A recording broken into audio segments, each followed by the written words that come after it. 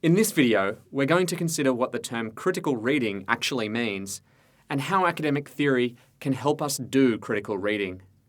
Then we'll do a short critical reading of a famous newspaper headline from the 2013 Australian federal election to see how we can put our newly learned principles into practice. Let's start with the word critical, because we need to be exactly clear on what it means.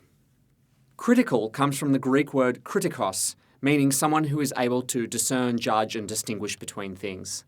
That bearded fellow there is Aristotle, one of the most important critical thinkers in Western thought.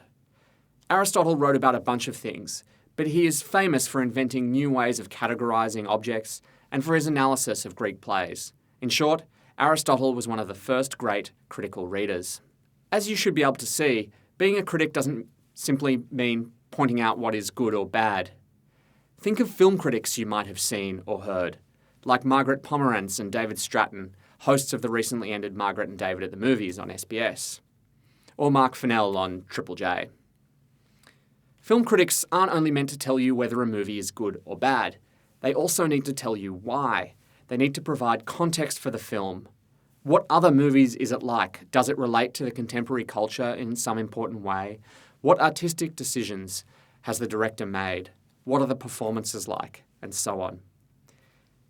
It's this and more that separates a film critic from you telling a mate, "The Grand Budapest Hotel is amazing, you've got to see it." When we engage in critical reading, we're doing something similar. When I read critically, I'm not simply deciding if I like the text or not. I'm asking myself how it works, why it works, what the motivations or biases of the author might be, what forces or factors might influence it, and so on.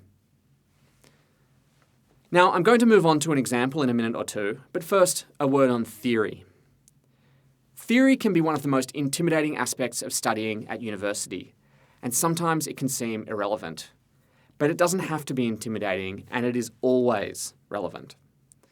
Think of a theory as a lens, a particular way of looking at the world. Just as Polaroid sunglasses let you see clearly on a glary day, or a telescope brings distant stars into our sight, or a microscope allows us to see the tiny movements of microbes, so theories give us different lenses onto the world around us. They give us different frameworks for understanding what we read. They give us things to look out for and ways of making sense of what we encounter. Core units like writing ecologies and media cultures and industries introduce you to a number of theories about how communication and media work. Some are straightforward, others more abstract, but all of them can help give your critical reading direction and add substance and insight to your own critical thought. Now, let's take a look at an example. It's from the front page of the Daily Telegraph on 5 August 2013, the beginning of the last Australian federal election. The headline reads, "Finally, you now have the chance to kick this mob out." It was a rather controversial headline at the time, needless to say. You could criticise this headline easily, call it biased, inappropriate, and so on. On the other hand, if you agreed with its sentiment, you could praise it for talking straight and taking a stand. But if we're going to critique it, we need to read it critically. So bias is clear here. The Daily Telegraph does not want Kevin Rudd re-elected Prime Minister. But what else is going on? To read this headline critically, we need to ask some key questions, like, why might it have been published? What does it try to do? How does it work? Let's start with why. Here we could apply a theory, namely that who owns media companies matters for how they report news. In media studies, this is called a political economy theory of the media. Using a theory like this, we might argue that the headline reflects the political agenda of the newspaper's owner, Rupert Murdoch. Similarly, we might speculate that the headline reflects the views of the paper's readers.